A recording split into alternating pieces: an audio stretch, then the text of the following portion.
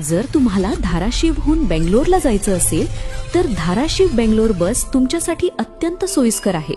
ही बस धाराशिववरून रोज दुपारी 3 वाजता सुटते आणि तुळजापूर, सोलापूर, झालकी, विजापूर, निरगुंडी, इलकल, कुस्तगी, हॉस्पेट, कुडलुगी, होसहली, चित्रदुर्ग, हरिहर, सिरा आणि तुमकुर मार्गे दुसऱ्या दिवशी सकाळी 8:30 वाजता बेंगलोरमध्ये पोहोचते। 695 किलोमीटरच्या ह्या प्रवासासाठी फुल तिकीट 983 रुपये आणि हाफ तिकीट 511 रुपये आहे। तर महिला सन्मान योजनेअंतर्गत महिलांना हा प्रवास केवळ 892 रुपयांत करता येईल। विशेष म्हणजे या मार्गावरील हॉस्पिटलवरून जगप्रसिद्ध ऐतिहासिक हम्पी हे ठिकाण अगदी जवळ असल्याने पर्यटकांसाठी ही बस म्हणजे उत्तम पर्वणीच।